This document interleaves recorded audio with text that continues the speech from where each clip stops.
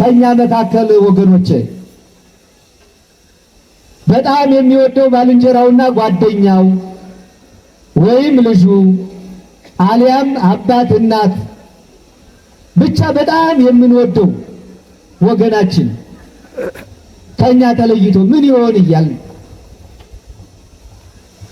ድንገት ደግሞ አንድ መጥፎ ወሬ ሰምተን እገሌማ ሞቷል ተረድታችኋል ተብሎ ከተረዳን በኋላ ተስፋ ከቆረጥን በኋላ አስለቅሰን ድንኳን ጥለን መርዶ ተነግሮ እግዚአብሔር ያጽናችሁ ተብሎ ድንገት ሳታስቡት ያን ሰው ብታገኙት ምን ትላላችሁ?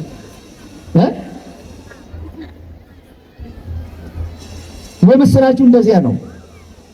እንደገና ደግሞ ታሞ በሽተኛ ሆኖ ሐኪም ቤት ገብቶ ዶክተሩ መርምሮት ካበቃ በኋላ አንተ ተስፋ የለህም፣ ከእንግዲህ በኋላ ሞትህን ጠብቅ፣ እስከዚያ ማስታገሻ ውሰድ፣ በቃ ተስፋ የለህም ተብሎ እያለ ድንገት በሽታው ለቆሃል፣ ደዌው ለቆሃል፣ ደህና ሆነሃል ብትባሉ ምን ይሰማቸዋል? ከቃሉ ጋር ናችሁ? የምስራች ማለት እሱ ነው።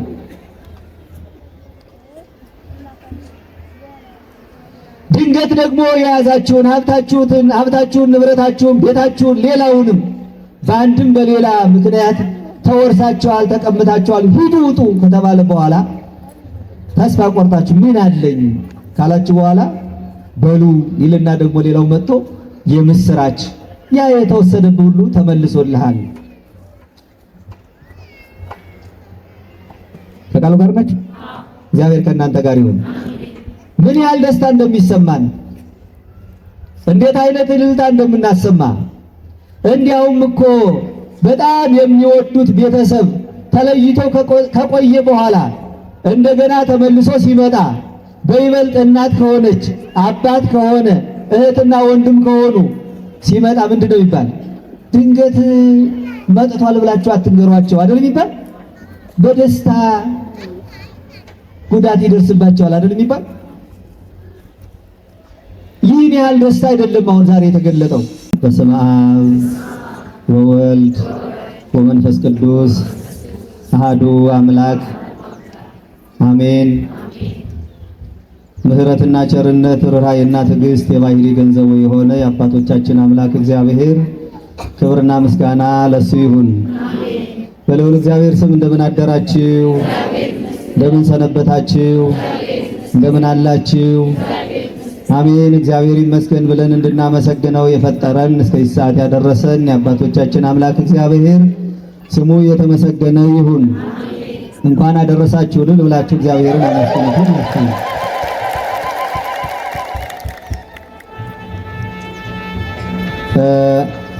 በኋላ ከበሮ የምትመቱ ትንሽ ጠብቁ።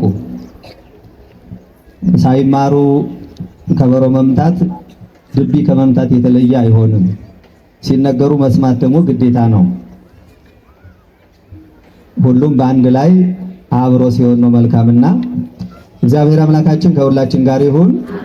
ያው እንግዲህ ዓመት በዓል ስለሆነ ሰዓቱም እየረፈደ በመሆኑ ብዙ አንቆይም። የተወሰነ በዓሉን አስመልክቶ በዚህ ዕለት የተፈጸመልንን ድንቅ ስራ አንድ ሁለት ያህል ቃላትን አንስተን በእነሱ ላይ ትንሽ ተነጋግረን እግዚአብሔርን አመስግነን ወደ የቤታችን እንሄዳለን። በብፁዕ አባታችን ተባርከን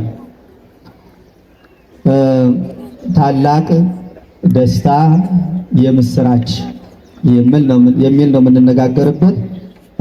ኃይለ ቃሉን በሉቃስ ወንጌል ምዕራፍ 2 ከቁጥር 10 እስከ 11 ያለውን አንስተን ነው የምንነጋገርበት። ኃይለ ቃሉን አነበዋለሁ።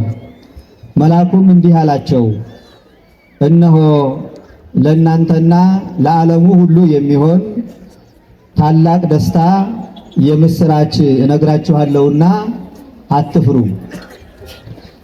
እነሆ ዛሬ በዳዊት ከተማ መድኃኒት እርሱም ክርስቶስ ጌታ የሆነ ተወልዶላችኋልና ይላል።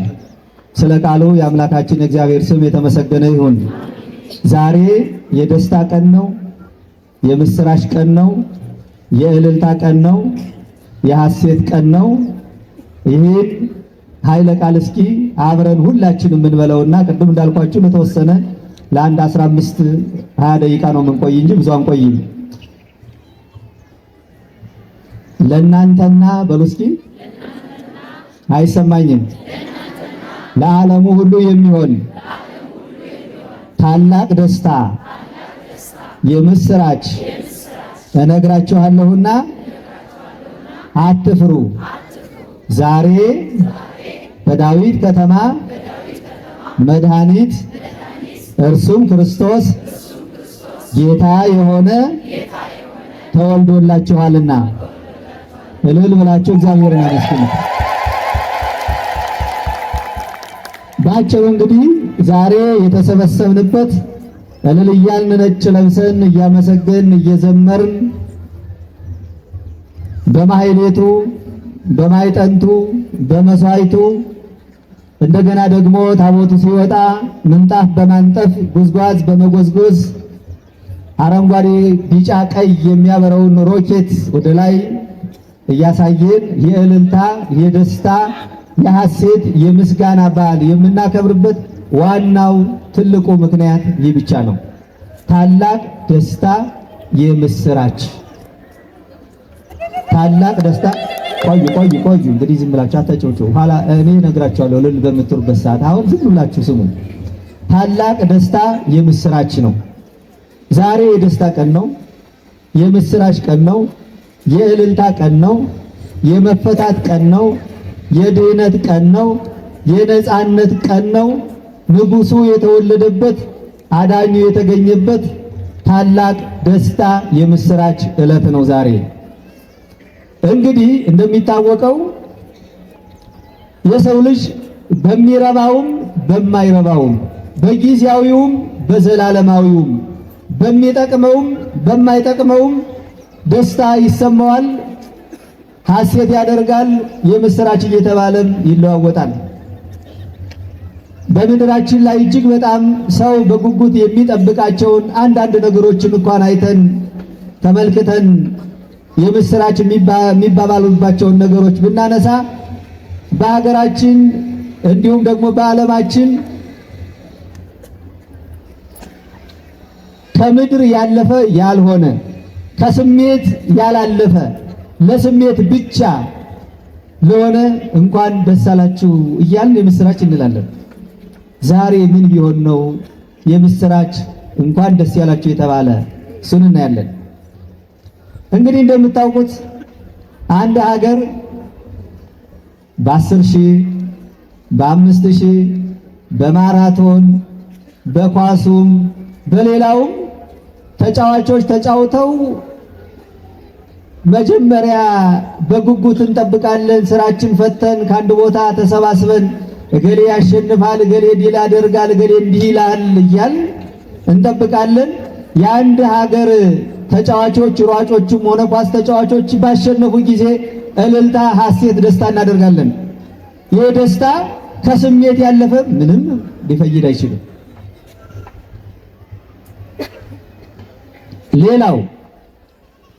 ሌላው አንዳንድ ሰዎች ችግር ገጥሟቸው ፈተና ገጥሟቸው መከራ አግኝቷቸው ዘመድ ተለይቶ ሄዶባቸው የሄደባቸው ዘመዳቸው ሲመለስ ከደዌያቸው ሲፈወሱ ከችግራቸው ሲላቀቁ ያጡትን ነገር ሁሉ ሲያገኙ እንኳን ደስ ያላችሁ የምስራች ይባላሉ። ይህ መልካም ነገር ነው። ነገር ግን ቅድም እንዳልኳችሁ ጊዜያዊ ምድራዊ ኃላፊ ጠፊ ነገ የማይገኝ ነው። የዛሬው ደስታ ግን መድኃኒት የተገኘበት ነው። ምን የተገኘበት አልኳችሁ? ምን የተገኘበት? መድኃኒት የተገኘበት። መድኃኒቱ ደግሞ እንዲሁ በቀላል የሚገኝ ለቀላል ነገር፣ ለቀላል በሽታ፣ ለቀላል ደዌ፣ ለቀላል ሕመም የተገኘ መድኃኒትም አይደለም። አረግሬ ሰውን አጢሰን ተቀብተን ዳማ ከሴውን ታጥነን እንደሚሻለን እንደ ገረፍታ መድኃኒት አይደለም። በላብራቶሪና በራጅ በዶክተሮች እንደሚሰጠን መድኃኒት አይደለም። መድኃኒቱ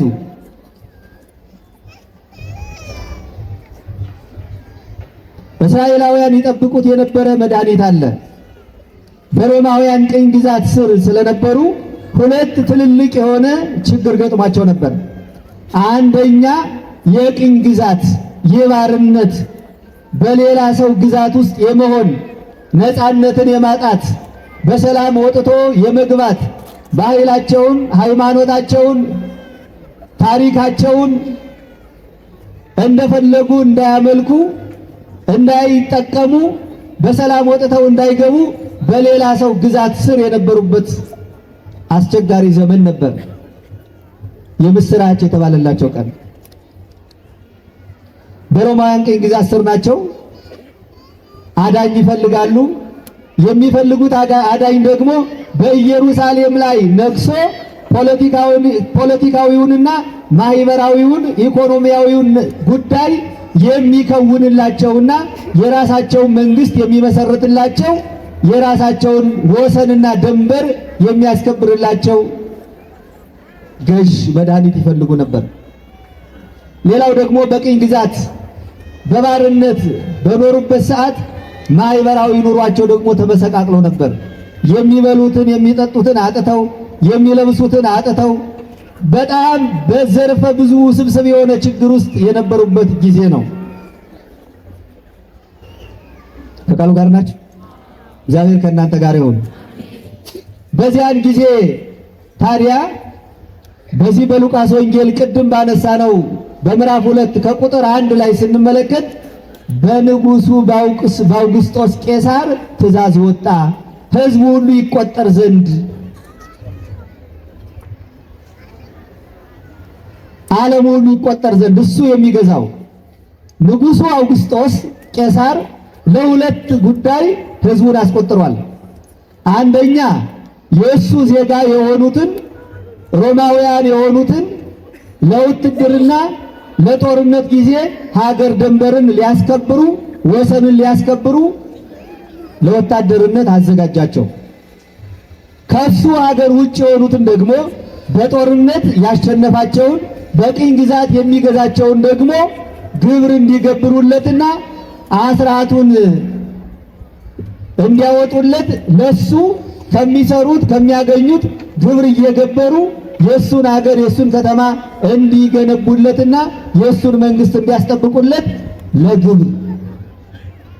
ከዚያ መካከል እስራኤላውያን ግብር ሊገብሩ ሊታዘዙ ለባርነት ይቆጠሩ ነበር። ለምን አልኳችሁ? ለማን ይቆጠሩ ነበር? በዚያን ጊዜ የሚገርመው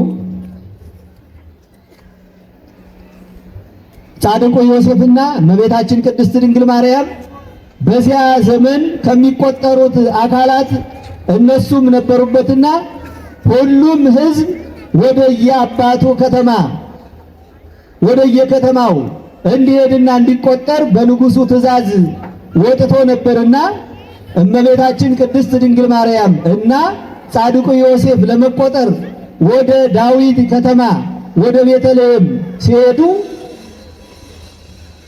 የሚገርም ነው ወገኖች፣ የሚደንቅ ታምር ነው። ከዋክብትን በሙሉ የሚቆጥራቸው ሁሉንም ከዋክብት በየስማቸው የሚጠራቸው ባህሩን ውቅያኖስን በፍኙ የሚለካ ምድርን በስንዝሩ የሚለካት ዓለምን ሁሉ በመዳፉ በእጅ በመሃል እጁ የያዘ ቀዳማዊ አምላክ ጥንት የሌለው ዳህራዊ አምላክ ፍጻሜ የሌለው አምላክ ወልደ አምላክ ጌታ ኢየሱስ ክርስቶስ በማኅፀነ ማርያም ሆኖ ለመቆጠር ወደ ቤተልሔም ሄደ። ምን ለማለት አልኳችሁ? ምን ለማለት? ለመቆጠር፣ ሊቆጠር። ከዋክብትን የሚቆጥራቸው አምላክ ቅድም እንዳልኳችሁ ለመቆጠር ወደ ቤተልሔም ሄደ። ለምን ወደ ቤተልሔም ለመቆጠር ሄደ ስንል አዳምና ልጆቹ በበደላቸውና በኃጢአታቸው ከቅዱሳን መላእክት ከቁጥር ውጭ ሆነው ከቁጥር ጎለው ነበርና ከቁጥር የጎደለውን የሰው ልጅ ለመመለስ በእናቱ ማኅፀን ሆኖ ቀዳማዊ አምላክ እግዚአብሔር ወልድ ወደ ቤተልሔም ሄደ። በዚያ እያለች የመውለጃዋ ሰዓት ጊዜ ደረሰና በዚያ ልጇን ወለደች። ከቃሉ ጋር ናችሁ?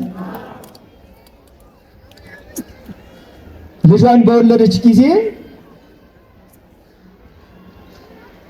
ለእንግዶች ማደሪያ የሚሆን በዚያ በእንግዶች ማደሪያ ለነሱ የሚሆን ቦታ አልተገኘላቸውም። ምን አልኳችሁ? ምን አልተገኘላቸው? ቦታ አልተገኘላቸውምና በበረት አስተኛችው። በእንግዶች ማደሪያ በእንግዶች ማረፊያ ለነሱ ቦታ አልተገኘላቸውምና ያን ቀዳማዊ አምላክ ልዑል አምላክ በዓለም ምሉ የሆነ አምላክ ለፍጥረታት ሁሉ ቦታቸውን የሚሰጣቸው ወሰናቸውን ድንበራቸውን የሚያስጠብቅላቸው ከዚህ አትለፉ፣ ከዚህ አትጉደሉ፣ ከዚህ አታትርፉ ብሎ የወሰናቸው አምላክ በእኔና በእናንተ ፍቅር ተስቦ ወደዚህ ምድር ሲመጣ በተወለደ ጊዜ በእንግዶች ማረፊያ እንኳን ቦታ ስላልተገኘለት በበረት አስተኛቸው። በቃሉ ጋር ናችሁ? እግዚአብሔር ከእናንተ ጋር ይሁን። በበረት አስተኛችሁ። ከዚያ በኋላስ በጨርቅ ጠቀለለችው። በምን አልኳችሁ? በምን ጨርቅ? እንግዲህ ለእናንተ አይነገርም። ሕፃኑን የምታለብሰው ልብስ የሌለ በመሆኑ በጨርቅ ጠቀለለችው። በዚያን ጊዜ ነበር እንግዲህ እረኞች በቤተልሔም ለመስዋዕት የሚሆኑ በጎችን አምጥተው በዚያ ይሸጡ ነበርና ለመስዋዕት የሚያቀርቡም ተራቸውን ወረፋቸውን ጠብቀው ለመስዋዕት ያቀርቡ ነበርና ለመስዋዕት የሚታረዱ በጎችን እየጠበቁ ሌሊት በየተራቸው በየፈረቃቸው በጎቻቸውን እየጠበቁ እያለ እረኞች ቁጭ ብለው በጨለማ ሳለ ድንገት ብርሃን በራ። የእግዚአብሔር ክብር ደግሞ በመካከላቸው ተገለጠ። ያንን ብርሃኑንና ክብሩን ባዩ ጊዜ እረኞች በጣም ደነገጡ፣ ፈሩ፣ የሚያደርጉትን አጡ። የእግዚአብሔር መልአክ ደግሞ ተገለጠላቸው። ከቃሉ ጋር ናችሁ? ይህን ሁሉ ብዙ ማብራራት አያስፈልግም። ወደ መጨረሻው እንሄዳለን። በዚያን ጊዜ ነበር ደነግጠው የሚያደርጉትን አጥተው ግራ ተጋብተው ተጨንቀው ሳለ እነሆ በሉ እስኪ በሉ ለእናንተና ለዓለሙ ሁሉ የሚሆን ታላቅ ደስታ የምስራች እነግራችኋለሁና አትፍሩ። ለካ የምስራች ነው ዞላቸው ይመጣ። ምንድነው የምስራች አሉ እነሱ። ምንድነው የምስራች? መቼም እንኳን ደስ ያለ ማለትና የምስራች ማለት ይለያያል አይለያይም? አስታውሱ ወገኖቼ፣ እነዚህ እረኞች ቅድም እንዳልኳችሁ ተስፋ የቆረጡ ናቸው። ከእግዚአብሔር መንግሥት የወጡ ናቸው። ከእግዚአብሔር ጋር ተጣልተው በእግዚአብሔር ቁጣ ውስጥ ያሉ፣ በኃጢአት በበደል ውስጥ ያሉ፣ በዲያብሎስ አገዛዝ ውስጥ ያሉ ተስፋ የቆረጡ ናቸው። እነሆ በዳዊት ከተማ መድኃኒት በሉ እስኪ፣ እነሆ በዳዊት ከተማ መድኃኒት እርሱም ክርስቶስ ጌታ የሆነ ምን ብሏል? ምን ብሏል? ምን ብሏል? ይኸውላችሁ ቅድም እንዳልኳችሁ አሁን በቃ ተስፋ የለህም በስጋ ትሞታለህ ተብሎ መርዶ የተነገረው አንድ ደዌ በሽተኛ እንደተፈወሰበት ያለ የምስራች አይደለም የተነገረው። አንደኛ ለእናንተ ነው፣ ሁለተኛ ለዓለሙ ሁሉ ነው። ይህኛው ቅድም ያልኳችሁ ደዌና በሽታ ከስጋ ደዌ ነው፣ የስጋ ደዌ ነው። በሞት እናርፈዋለን፣ እንገላገለዋለን። ይህኛው ግን በሽታው የነፍስ በሽታ የነፍስ ደዌ ነው የነበረ። ይሄ መድኃኒት ምን አይነት መድኃኒት ነው? ከምንድን ነው የሚያድን ያልን እንደሆነ አንደኛ ከኃጢአት ከምን አልኳችሁ? ሁለተኛ ከእግዚአብሔር ቁጣ። ከማን ቁጣ አልኳችሁ? ከማን ቁጣ? ከእግዚአብሔር ቁጣ። ሶስተኛ ደግሞ ሕዝብና አሕዛብ ተብለን ተከፋፍለን የነበርነውን ሁለቱን ሕዝቡንም አሕዛብንም ወደ አንድ ያመጣ የጠብን ግድግዳ የጥልን ግድግዳ ያፈረሰ መድኃኒት ነው።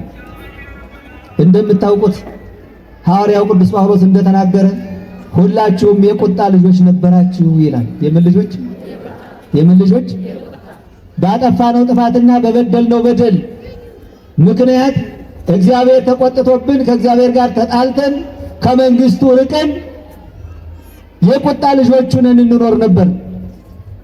የእግዚአብሔርን ቁጣ የሚያበርድና የሚያስታግስ መዓቱን ወደ ምሕረት፣ ቁጣውን ወደ ትዕግስት፣ ጠቡን ወደ እርቅ፣ ወደ ሰላም የሚመልስ አንዳች አልነበረምና በጨለማ ውስጥ የነበረውን የዓለም ሕዝብ መጣና ተገልጦ አይዟችሁ፣ ደስ ይበላችሁ፣ የእግዚአብሔርን ቁጣ በደሙ የሚያበርድ በምን አልኳችሁ? በምኑ የሚያበርድ? በቀራንዮ ላይ ባፈሰሰው ደሙ የእግዚአብሔርን ቁጣ ጸጥ የሚያደርግ የሚያበርድ የጠብን የጥልን ግድግዳ የሚያፈርስ እውነተኛ መድኃኒት እነሆ በዳዊት ከተማ ዛሬ ተወልዷል፣ እንኳን ደስ ያላችሁ። አሁን ነው ልል ማለት አሁን ነው ደስታው ወገኖች። የእግዚአብሔርን ቁጣ የሚያበርድ ጸጥ የሚያደርግ መድኃኒት ተጓዳኝ ችግር የሌለው ይህን ብታደርግ ይህን ይጎዳሃል፣ እንደዚህ ብትወስድ ጨጓራህን፣ ይህን ብትወስድ ኩላሊትህን፣ ይህን ብታደርግ ስኳር ይጨምርብሃል፣ ይህን ብታደርግ ይህን ያመጣብሃል የማያሰኝ ይህን ተመገብ፣ ይህን አትመገብ፣ ይህን ተው፣ ይህን አድርግ የማያሰኝ ሁሉንም በሽታዎች፣ ሁሉንም ደዌ፣ ሁሉንም ሕመም የሚያርቅ የሚያስወግድ እውነተኛው መድኃኒት ዛሬ ተወለደ። የምስራች! እንኳን ደስ ያላችሁ። ለዚያ እኮ ነው መልአኩ ቅዱስ ገብርኤል ሲናገር አብራችሁ ተናገሩት። ይህን በጣም ደስ ይላል። ሕዝቡን በሉ እስኪ አይሰማኝም ከኃጢአታቸው ፍዳ የሚያድናቸው ነውና ስሙን ማን ትለዋለህ? ማን ትለዋለህ? ማን? አማኑኤል ማለት መድኃኒት ማለት ነው። እስኪ በሉ አማኑኤል ማለት በሉ እስኪ እግዚአብሔር ከኛ ጋራ ማለት ነው። እግዚአብሔር ከማን ጋር? እግዚአብሔር ከማን ጋር? መድኃኔ ዓለም ማለት የዓለም መድኃኒት ማለት ነው። ኢየሱስ ማለት ምን ማለት ነው? ምን ማለት ነው? ሕዝቡን ሁሉ ከኃጢአታቸው የሚያድናቸው ስለሆነ ስሙን ኢየሱስ ትለዋለህ። ስሙን ማን ትለዋለህ? ስሙን ማን ትለዋለህ? ክርስቶስ ማለትስ ምን ማለት ነው? ክርስቶስ ማለት ምን ማለት ነው? ይኸውላችሁ ቅድም ያልኳችሁ እኮ ለዚያ ነው። አሁን እነ የኔታ ቆመው ሲያስተምሩ ሲሰብኩ እኛ በጎን ከበሮ እንመታለን። ቅዳሴ ሲቀደስ የግል ጸሎት እንሄዳለን። እንደገና ደግሞ ይችን 15-20 ደቂቃ ደግሞ ትምህርት ይባል ሲባል ረፈደብን፣ ሰንበቴው፣ እድሩ ምናምን ትላላችሁ። እንደገና ድርገሙት። አማኑኤል ማለት በሉ እስኪ እግዚአብሔር ከኛ ጋር ማለት ነው። ኢየሱስ ማለት መድኃኒት ማለት ነው። ኢየሱስ ማለት መድኃኒት ማለት ነው። ክርስቶስ ማለት ቅቡ የተቀባው ማለት ነው። ምን ያለው እንዲህ እያልን ብንጠቅስ ብዙ ይሄዳል ማለት ነው። ዛሬ መድኃኒታችን ተገኝቷል። ለደዌው፣ ለበሽታው፣ ለሕመሙ መድኃኒት የተገኘበት ቀን ነው። ክብር ለአምላካችን ይሁን። ይህ መድኃኒት ታዲያ መድኃኒት ብቻ አይደለም፣ ጌታ ነው። ማን ነው አልኳችሁ? ማን ነው? ዛሬ አሁን ኢየሱስ ጌታ ነው፣ ኢየሱስ አምላክ ነው፣ ኢየሱስ ንጉሥ ነው እንደዚህ ብንል ምናልባት ብዙ ችግር ላይ ገጥመን ይችላል። በዚያን ጊዜ ሮማውያን በሚገዙበት በዚያን ሰዓት ኢየሱስ ጌታ ነው ማለት በእሳት እንዲቃጠሉ ያደርጋል።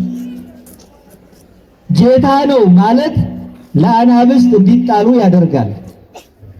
ጌታ ነው ብሎ መናገር በሰይፍ ያስቆርጣል።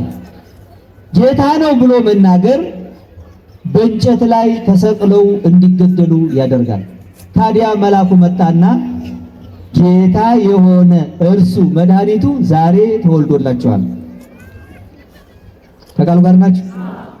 የሚገርመው ጌታ እኔና እናንተ ድምፅ አውጥተን በኮረጆ ውስጥ ወረቀት አስገብተን በእጅ ብልጫ የሾምነው ፓርቲ አቋቁሞ እባካችሁ ምረጡኝ ብሎ በምርጫ ቅስቀሳ አድርጎ የነገሰ ንጉሥ አይደለም። ጌታ ነው ሲላቸው ንጉሥ ሆኖ ወደዚህ ምድር የመጣ ነው። ዛሬ የንጉሱን በዓል እናከብራለን። የምኑን በዓል አልኳችሁ? የምኑን በዓል? የንጉሱን በዓል ስናከብር ግን እኛ ያነገስነው አይደለም፣ እኛ የሾምነው አይደለም። የእኛ እጅ አይሾመውም፣ የእኛ እጅ አይሽረውም፣ የእኛ እጅ አያነግሰውም፣ የእኛ እጅ ደግሞ ከስልጣኑ አያወርደውም። ቅድመ ዓለም የነበረ ንጉሥ፣ ነገር ግን የኔና የእናንተ ፍቅር አገብሮት ወደዚህ ምድር መጥቶ ለኔና ለእናንተ ሲል በበረት ተወለደ። በምን ተወለደ? የዚህ ዓለም ነገስታት አጃቢ ያላቸው፣ የሚጋርድ አላቸው፣ ብዙ ነገር አላቸው። ሰው ከነሱ ሊደርስ ወደ እነሱ ሊመጣ እጅግ በጣም ብዙ የሆነ እርከን፣ ብዙ የሆነ ተራራ ይወጣል። ከሁሉ በላይ ሆኖ ከሁሉ በላይ ከፍ ብሎ የኔና የእናንተ ንጉሥ ግን ከላይ ከአርያም በዘባነ ኪሩብ በየማነ አብ በኪሩቤል ጀርባ ላይ በአብ ቀኝ ተቀምጦ የነበረው አምላክ መጣና እንደኔና እንደናንተ ሰው ሆነ።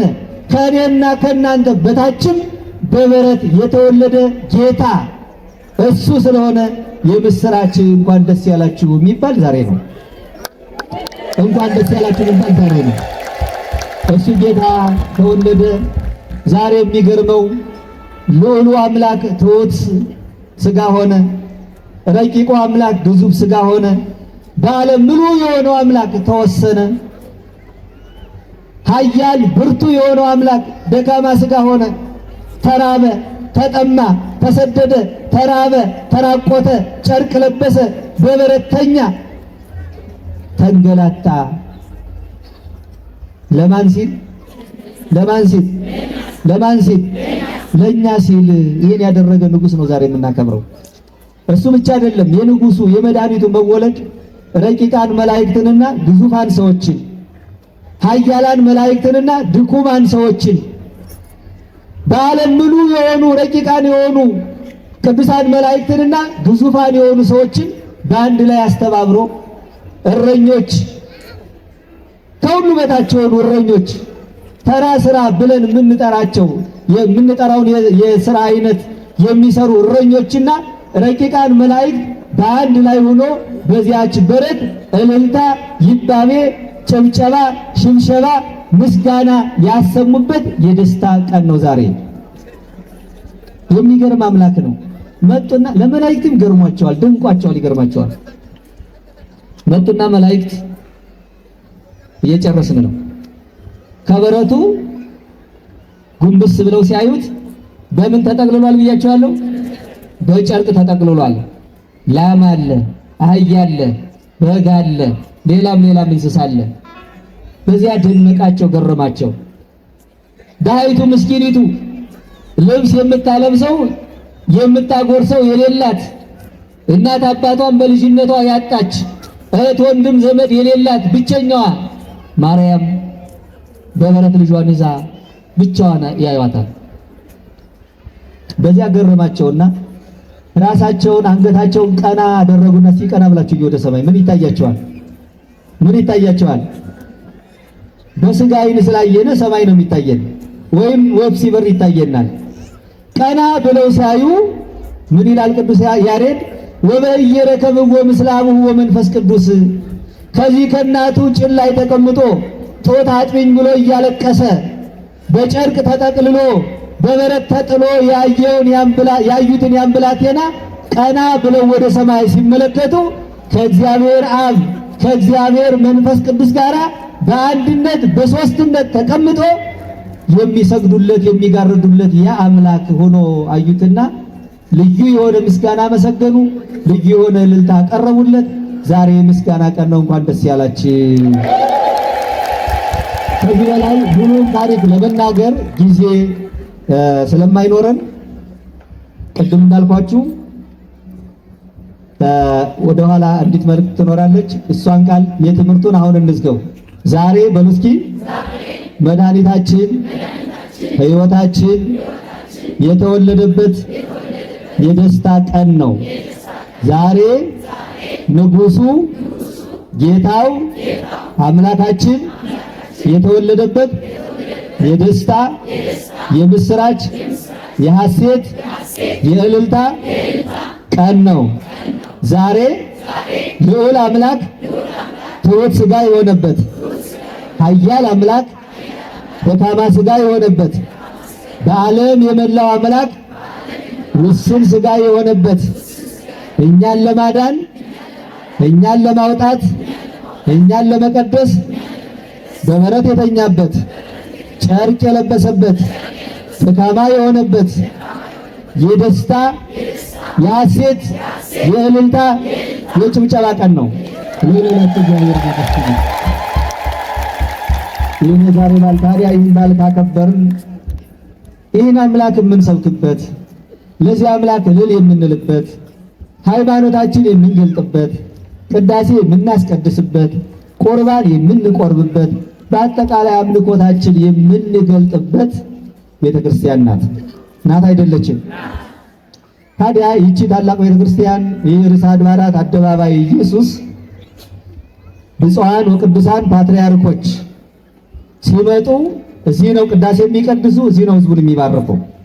ብፁዓን አባቶች ተመድበው ሲመጡ እስመ መምህረ ሕግ በረከተ ተብሎ የሀገረ ስብከቱ ሊቀ ጳጳስ መሆናቸውን የሚታወጅበት ህዝቡ አባቱን የሚቀበልበት ብፁዓን ሊቃነ ጳጳሳት ደግሞ ልጆቻቸውን የሚባርኩበት በአጠቃላይ ሃይማኖታዊ ጉባኤ የሚካሄድበት ሰማዕታቱን በዚህ ብናነሳ የምህላውን ብናነሳ ሌላውን ብናነሳ ጊዜ ስለሚወስድብን በአጠቃላይ በጎንደር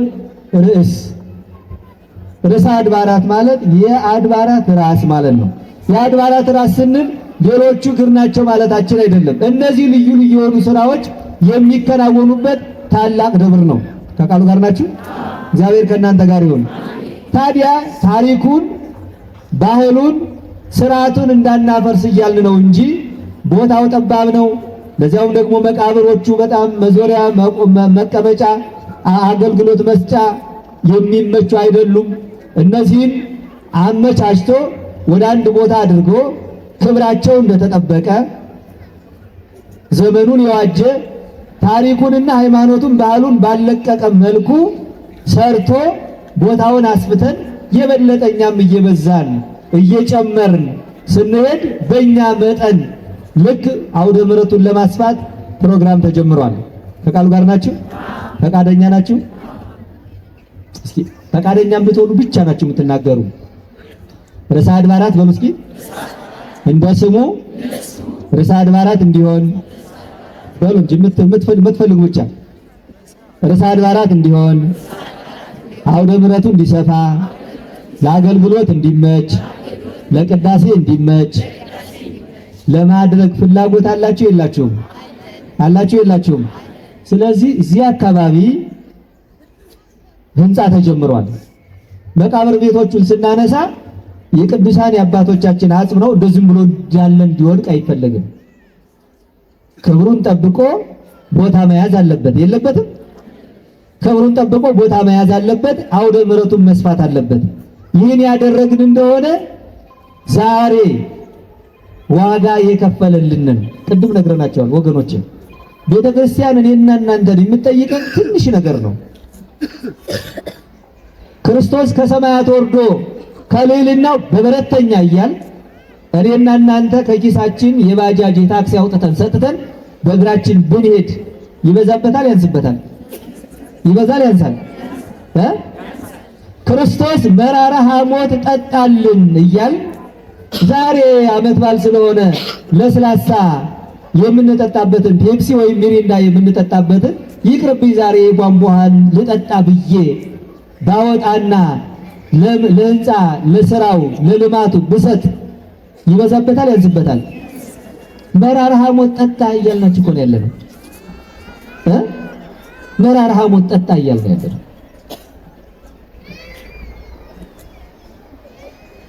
ራቁቱን የቆመልን አምላክ፣ የተሰቀለልን አምላክ፣ በጦር የተወጋልን አምላክ ደግሞ ይህን የምንሰራው ደግሞ ለእኛ አገልግሎት ጥቅም ስለሆነ ይህን ለማድረግ ሁላችንም ይኸው ሰበካ ጉባኤው ስራ ጀምሯል። ይህ ልማት ከለማ በኋላ ህንፃ ቤተ ክርስቲያኑ አለ፣ ሌላ ብዙ ዘርፈ ብዙ ስራዎች አሉና ዛሬ ይህን በዓል ምክንያት በማድረግ መድኃኒታችንን ንጉሳችንን አምላካችንን የተወለደበትን ዕለት ምክንያት በማድረግ በዚህ ስንሰባሰብ የአቅማችን የችሎታችን ለማድረግ